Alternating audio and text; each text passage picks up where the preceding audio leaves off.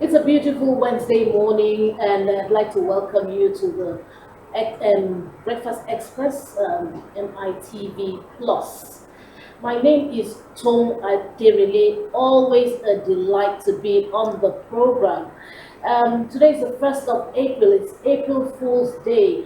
How many April Fools have you caught so far? I have been doing justice to this April Fool's Day. Every year, I find out that they always make me a victim. So today I decided that I was going to ensure that I had a number of victims, and already I have four. And so I kind of feel fulfilled this morning. Go out there and catch them to April. I have beside me a very handsome young man, somebody who's so fashion conscious and who's so full of himself. When he takes his steps and his strides, you want to start to wonder, excuse me, what's going on? Well, it's a delight to be sitting beside handsome Opeyemi this morning. Good morning, Mr. Corporate. Good morning and happy new month. Thank you. I dropped a warning yesterday that the people are not smiling. If you got April Fool one person today, I remember a couple of years back, somebody called me and said, I won a promo, something that I'm live on radio. And I was excited. I won 50,000 naira giveaway from something. I said, okay, this one is good. So I fell for it. And I found out that, wait, this is 11:25 a.m. It's 1st of April 2023. And I'm like, oh, somebody put April Fool on me. But it's okay. It's a good time to be alive. And it's always a pleasure to have you on the run. It's been a very interesting week. There's one of my favorite songs. Then be three, later become two. So we're three now, we're now two. But it's always an amazing when we have a good ride, and it's always a pleasure to do this with you. It's a new month. What are you excited about for the month of April? Well, that the year will soon be coming to an end. I always look forward to Christmas. So the sooner Christmas comes, The the better. better for me.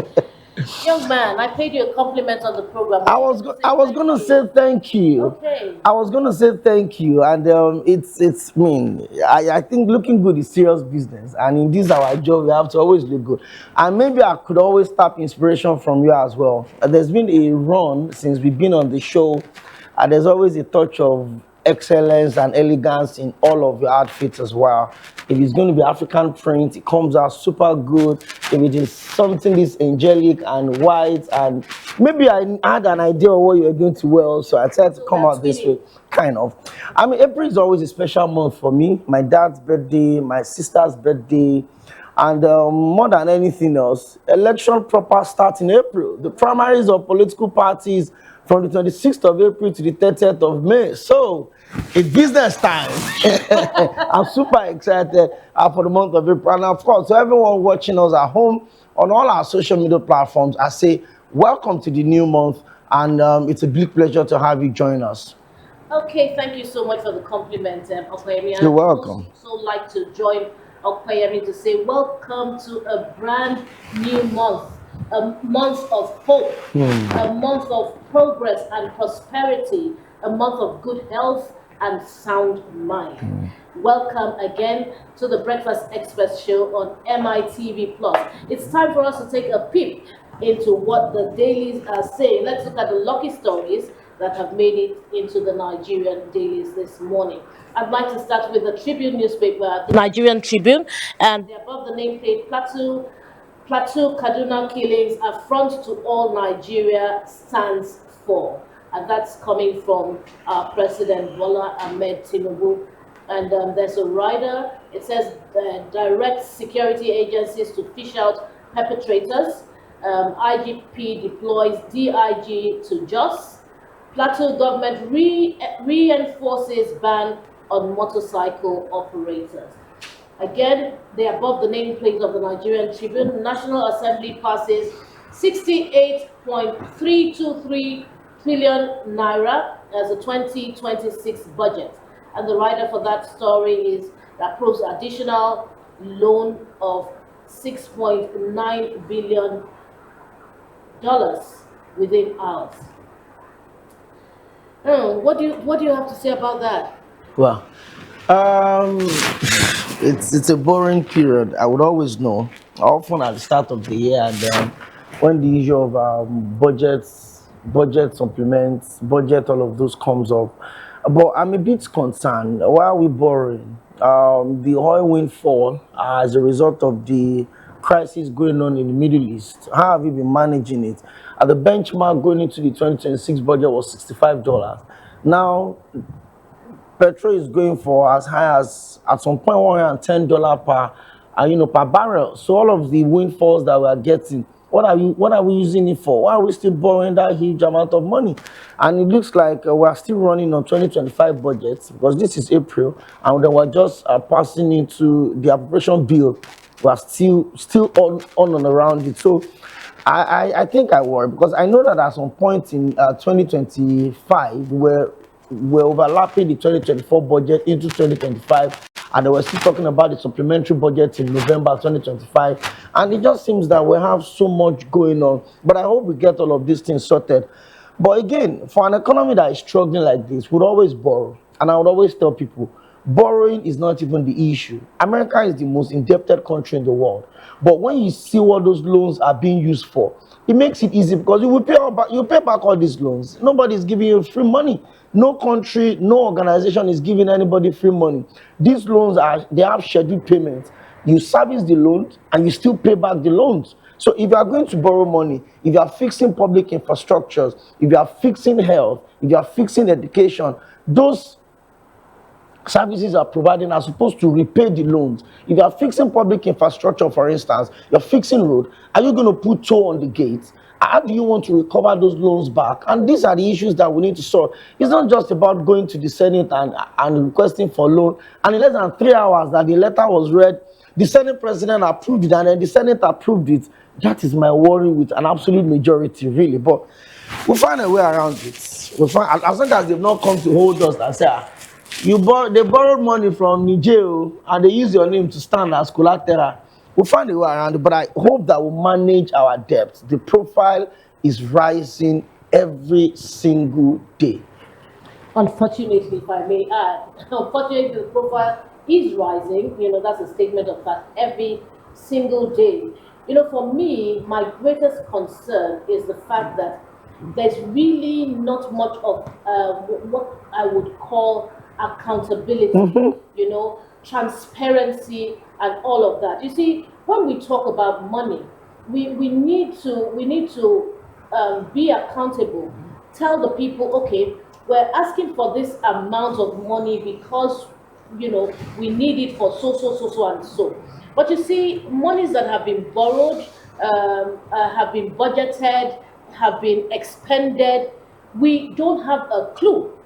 Nobody is telling us, oh, the budget for 2025, the money we got, this is how far we have used every single kobo of it. You see, I believe that Nigerians wouldn't have an issue if there was accountability and if there was transparency. But nobody wants to work for others to just, take undue advantage of. Is it because this money is available that we're just taking it at will? I remember back in the day, a couple of decades ago, when Obasanjo was our president, he came president. He met a very huge debt, but that man ensured that he cleared it to the last kobo, and then it started to accumulate again. When are we going to sit down and say, this debt is humongous? We just keep taking because we have places to borrow from. But it's time to start to set aside monies to pay back. And look, have an open ledger and tell Nigerians this is how much we owe so far, and this is how we intend to pay, and this is how we're making the installmental payment. Nigerians will be extremely happy, and they will be in support of whatever loan, whenever it is we need to take a loan. But because nothing is happening, you just tell us when you want to.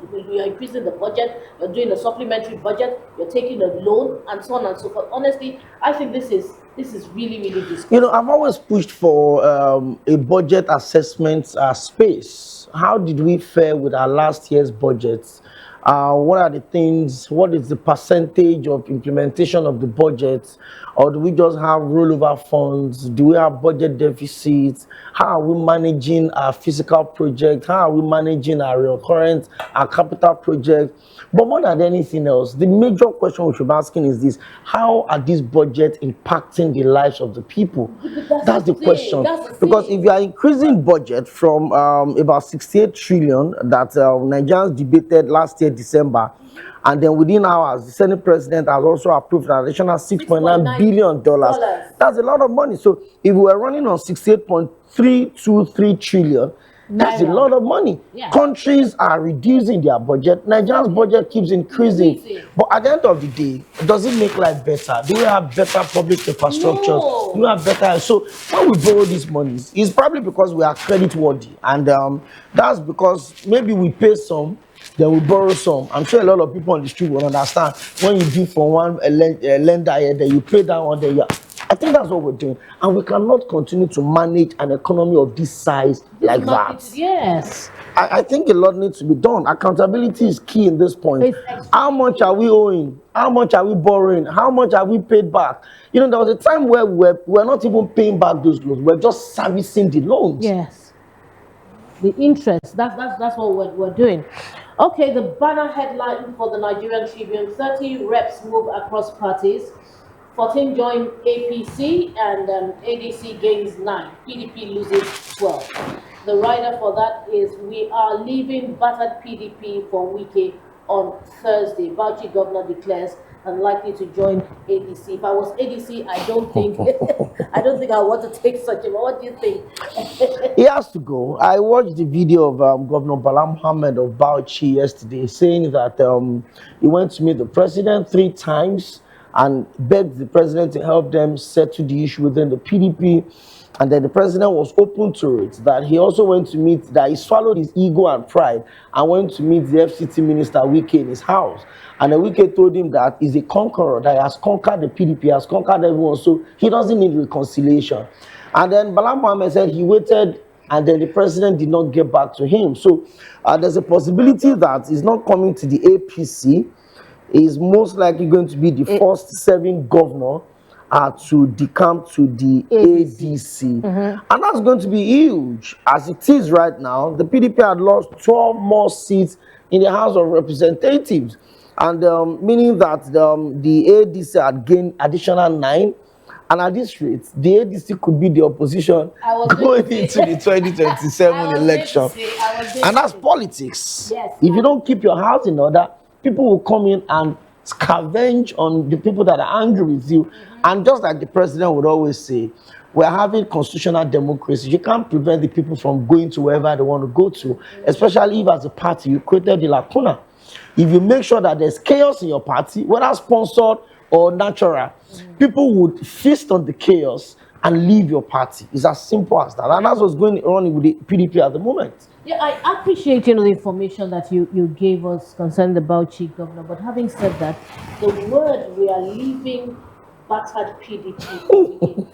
Honestly, you see, as leaders, we need to watch the kind of words that we use and the weight of the words that we use. Now, if I was a leader of a political party, I would not subscribe that we take someone like that. Because when you speak words like that, the same thing that has happened in the PDP. If you come to my party, it could still happen. Same thing. So we have to be very careful and watchful about little traits that individuals reveal. So I wouldn't look at him and give him any word. But the Nigerian politicians really don't care. That's the thing. That's the game politics in Nigeria. But for people who come from decent homes, that's not a good thing. Coming from a governor and coming from somebody who had played a key role in the PDP and who had at some time was loyal to the PDP.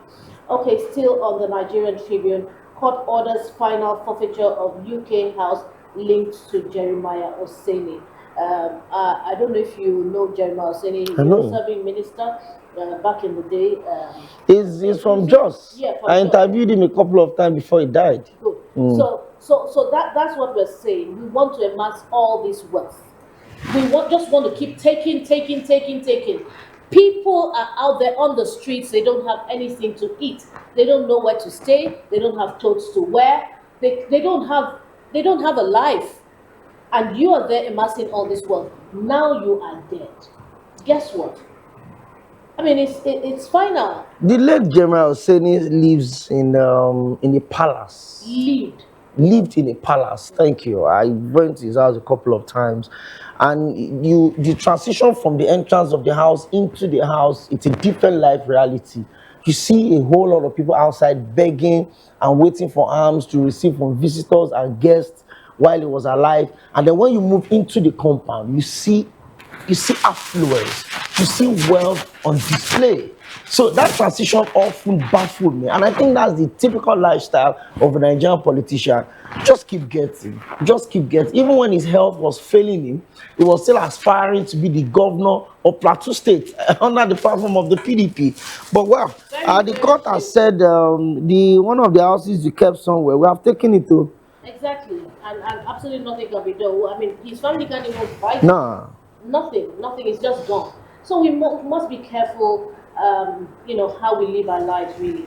All right, troops arrest 16 logistics suppliers and other bandits in Northeast. The rider is foil mass abduction, rescue over 150 victims in Borno.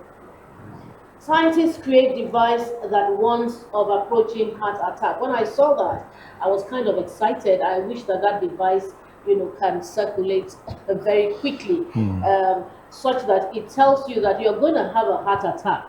And, with that warning, you'll be able to take certain precautions. Because if you realize, recently, heart attack, heart failure, and all of that have been killing a lot of people.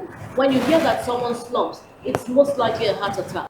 It's either a heart attack or a cardiac arrest. Or something. Yes, I mean, cardiac arrest is a heart attack. So if we have devices like this, it will be a win. It will be a real win.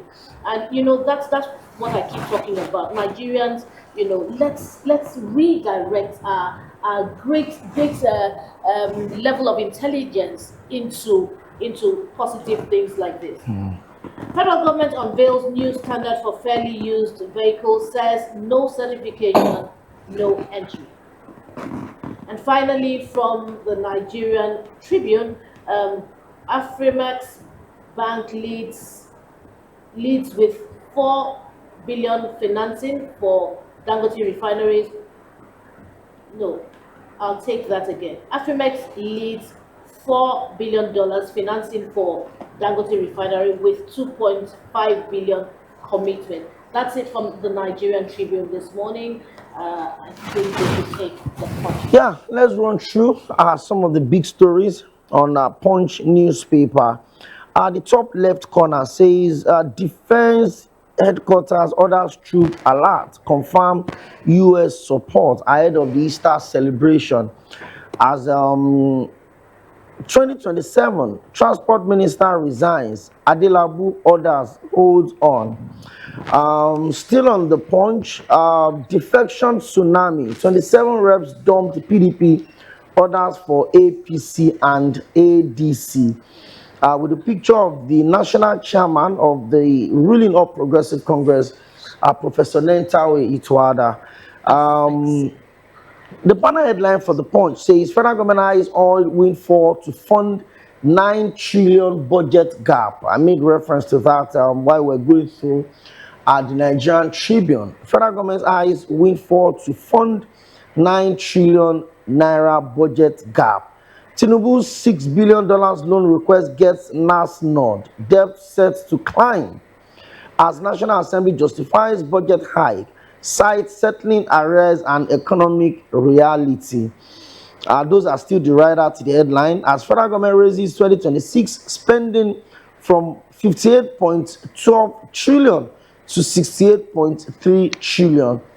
Gets government begs oil bet on oil boom and fresh borrowing.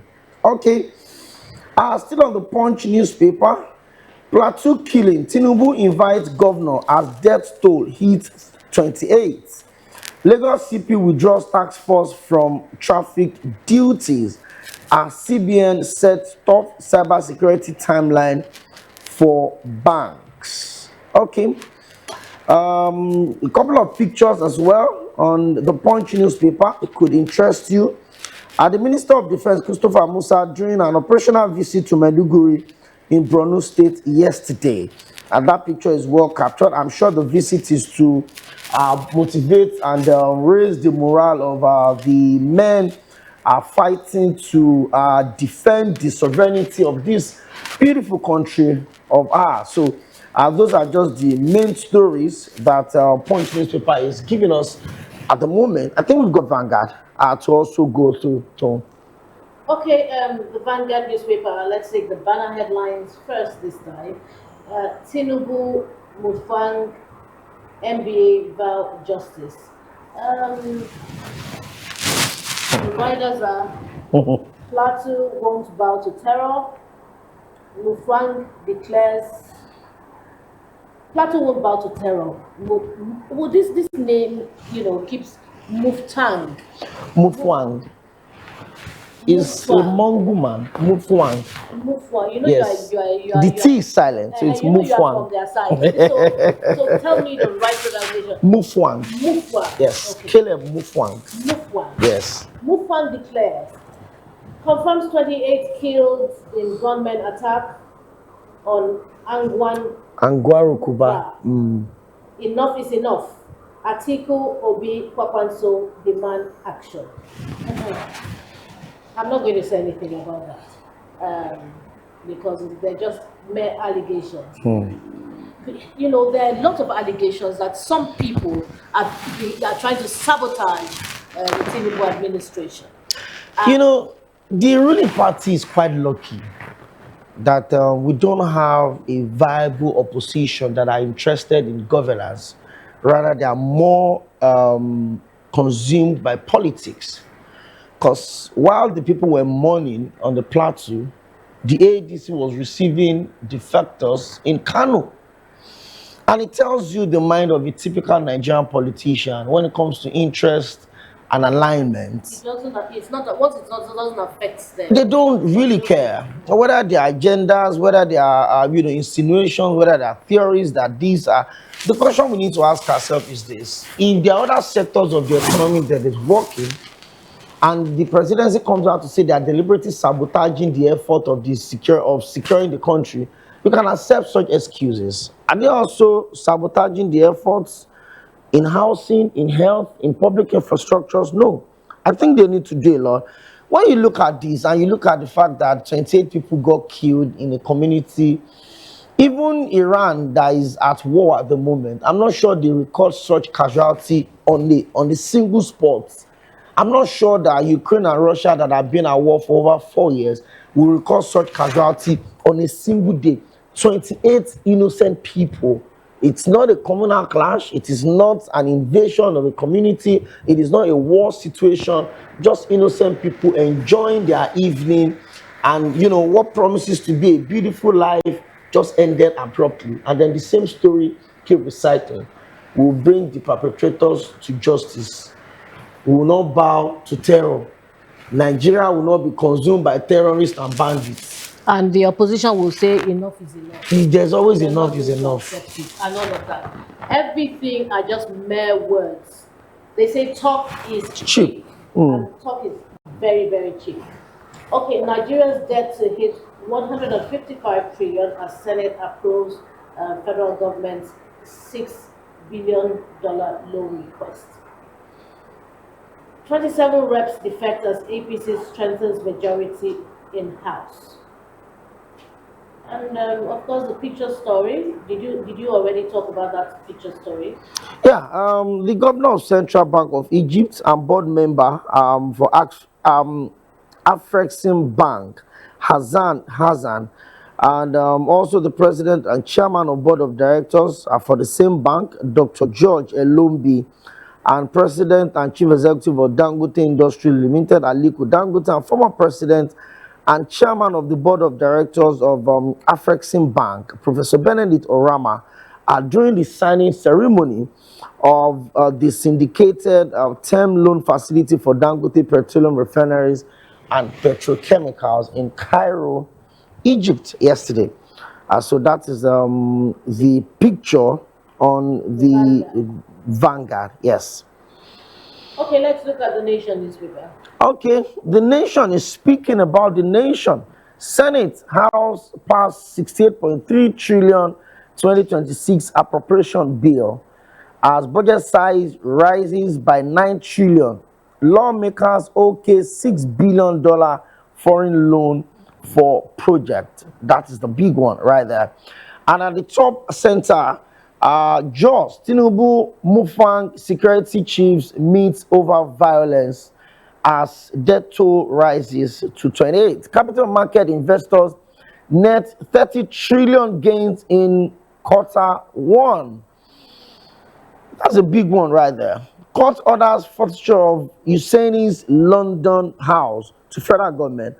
29 reps defection takes APC member to 280 out of 360. Interesting days ahead. Troop foil attacks rescues 150 as El Rufai is taken back to custody. All of those on page 4 and page 6 of the Nation. Transport Minister resigns to contest in Gombe. Adelabu fails to quit.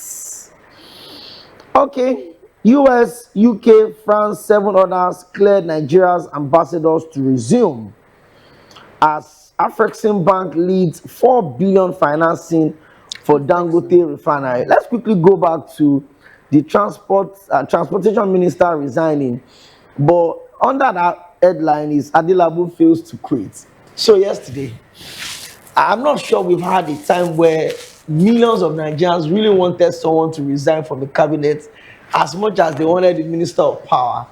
So I think at about 4, yesterday was the deadline for the resignation of all the appointees. 31st of March. The president said, if you want to contest, you have to resign from my cabinet. And he gave them till yesterday, in line with the Electoral Act, actually.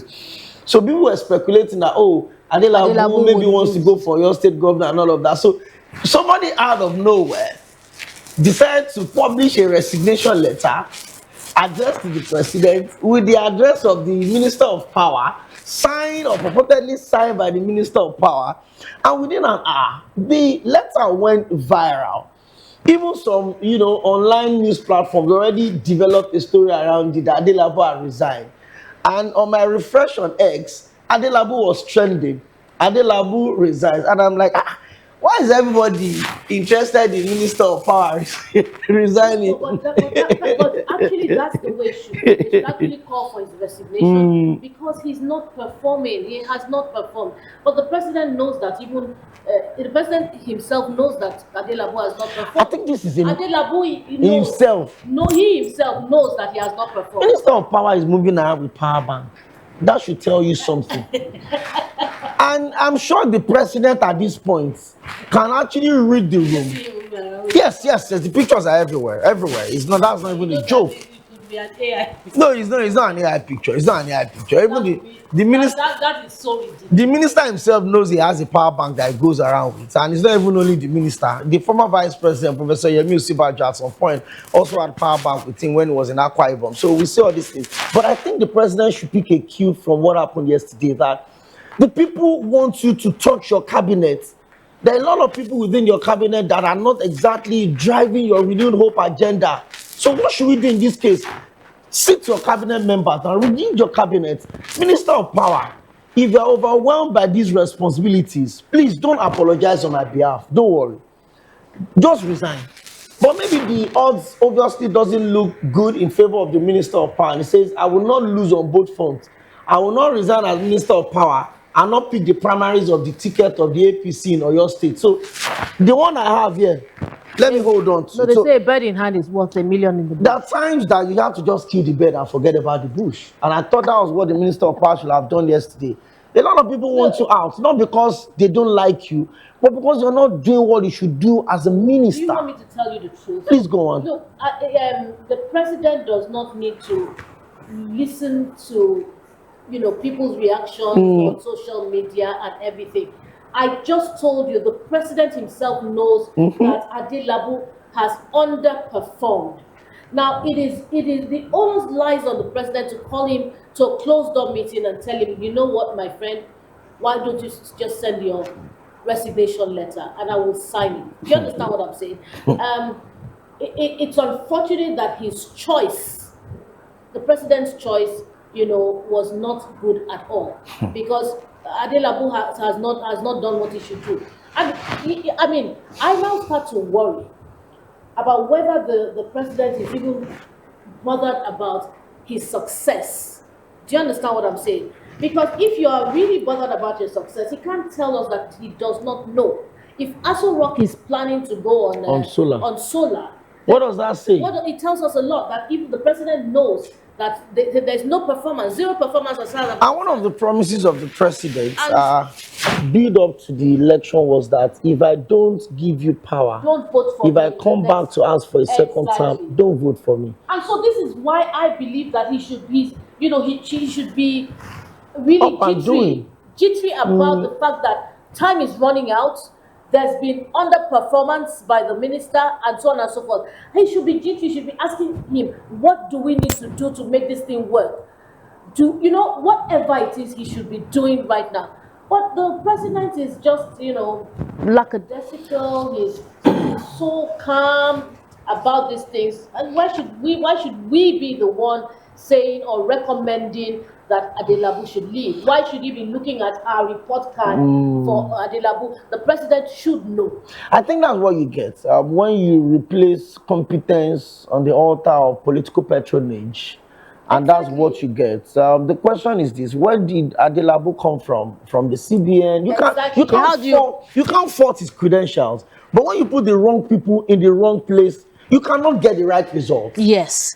So we're not saying that Adelabu does not know. No, but look for a place that can function. Job that he has you can be Minister of Special Duties or Intergovernmental Affairs. Yes. It could give him less strenuous responsibilities or ministries to handle, so that I can have time to do his other party politics. For me, again, it is a two-way street. When somebody offers you a job that you certainly cannot do. Don't go there. No, I go there. I go there. You think they will say no? Yeah, they should say no. In Nigeria. Now, listen, that's the problem with Nigeria. And you're part of the problem. Because you're saying that this is the norm, this is what they do, and this is what they will do. I should be sitting on this table and recommending that when they give you something to do, and you cannot do it, don't take it. Because first of all, it's going to expose you, it's going to put you in bad light, it's just going to bring you just make people talk to you in a derogatory manner, and you don't want that. You don't want to put yourself in a position where people will just trample upon you. So I think it's a two-way thing. But you see, the problem we have is greed. Compensation on the one hand. Oh, this is my person. At some point he did this for me. It's time for me to pay him back. It's payback time. That's what I talked about, political patronage. Yes, I agree with you on that. And then you are opening your arms so wide and say, yes, okay, so I'll take this offer. You don't know anything about it. Why do you want to mess yourself up? That's the problem. And he deserves it. We have a minister at some point in this country, under a previous administration, that said when they made him Minister of Education, he didn't have an idea of what they were doing in that ministry. There was a time we had the Minister of Interior in this country that all he does is to announce public holiday and announce successful jailbreaks. And nothing was happening. Listen to me. These are two different things. You see, if you bring an Adelabu and put him in education, he may learn on the job. But you see, this power is too technical. They are two different things. Adeton, if you take me to a Ministry of Education and make me the minister, if I'm determined, I will succeed. Do you understand what? With God behind me, I will succeed. You know, it takes a lot of reading, it takes a lot of, diplomacy, understanding. It's totally different. The Minister of Power is too technical It's too technical, and to that's be the problem. politicized. Why did he take it? So if he finds himself in this position, I'm not sorry for him, and I'm not sorry for the president as well. The president needs to go and do his work. President Tinubu, with all due respect, I think you need to do a quick fix, because you had said to us, don't vote for me if I don't perform in this regard. Sir, you have not performed in this regard through your minister. It's nothing that you have done directly, because you can't do everything, but your minister has not done what you expected him to do. I think you should do a quick fix. Good one right there. They say when he's not delivering, you fire. And so the president has the rights and the power to have a cabinet reshuffle if he thinks his boys are not giving what he wants. Because at the end of the day, the people didn't vote the minister. The people voted the president. So the blames at the end of the day will still rest on the table of Mr. President when we have to review all of those things. Yeah. What other paper are we checking? I think we're done with The Nation. We're doing The Guardian now. Okay. Okay, Guardian banner headline: National Assembly OKs 68.3 trillion budget and shifts burden of funding and execution to the federal government. Airlines lose 32.5 billion naira to flight delays and cancellations in 1 year. Transport Minister resigns as Adelabu shelves or your gubernatorial ambition. We just talked about that. With more than millions of people, just tells you that the man actually is very intelligent, in my opinion. He decided to hold what he had. Weighed his options. He's weighed his options. The man is intelligent, he's just not in the right place. Okay, deported Nigerians decry treatment in Mozambique as NIDCOM urges calm in South Africa. JAMB releases 2026 UTME mock results and blacklists 20 CBT entries. Maritime inefficiencies, delayed reforms cost Nigeria 5 trillion every year. I'd like to look at the above the nameplate now. It says 2027 mass defections in House of Representatives as 28 switch parties. Middle East crisis, marketers urge federal government to consider temporary subsidy. And finally, insecurity, Tinubu meets security chiefs and summons Mufwang. Well, I was listening to some review this morning, and something that was highlighted, which I think is very important, is that the choice of words of this reporter from the Guardian newspaper may not be appropriate, because when you say that Tinubu summons Mufwang, the president actually has no rights to summon the governor. The governor's loyalty is to the people of his state. So if you say something like as to meet with the governor, it sounds better, but summoning is the wrong word, choice of word to have used. All right, we also have two picture stories of The Guardian. We have the Group Managing Director, CEO, Zenith Bank PLC, Dame Dr. Adora Umeoji, and she's with Senior Vice President of the group, and also the country manager. West Africa Central. Well, it's a meeting, it's a Zenith Bank picture. We're not going to be promoting Zenith Bank here. Okay, well, I think that's it from the Guardian newspaper this morning, but we have a bottom strip front page. It's Afrexim Bank leads 4 billion financing for Dangote refineries, and commits 2.5 billion. Okay, so that's a good one. We need more of this. What do you think? Yes, if it's an opportunity for expansion, and why not? It's a big investment, and just basically tells you that when things are being done right, Right, it yes, attracts the yes, right people. yes, yes. $4 billion is a And they've huge. already put a And they've already 2.5. committed $2.5 billion, so it's just about. That's not easy. I mean, it's a whole lot of That's a whole money. lot. It's trust. When your investors, I think that why not? We can get something in return. They'll certainly put their money where their mouth is. Of course, of course. All right. So investments, going up here in Nigeria. Please let's just keep doing things that will attract investors, so that our economy will be able to pick up again. We want us to pay tax. I was saying to myself, Lagos State says we should file for tax. I don't know. Have you done oh, you said you always pay. Yeah, I have. But I don't. Maybe I shouldn't touch it. But I really want to talk about it, because see, how do you know what someone actually earns? And It is not by the amount of money in that person's account, really, because not all the money in the account Is mine. Precisely. So I don't know how we want to go about this, but I know that there are going to be a lot of defaulters, and I know there's going to be a lot of penalty. But how just will those penalties be?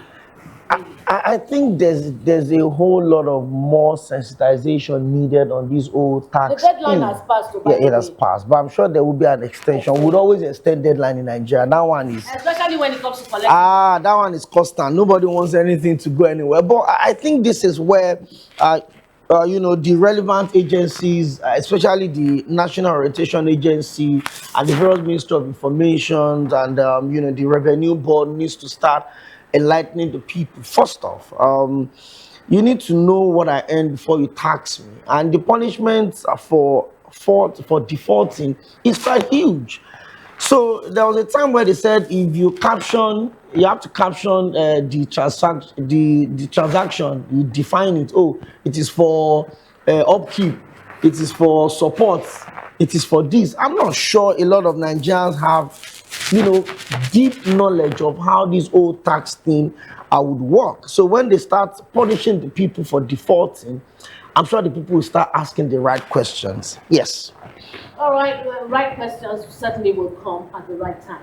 All right, time for us to take a break. We will be right back. We have so much more for you on the Breakfast Express show on MITV Plus. Please stay tuned. Don't go anywhere. We'll be right back.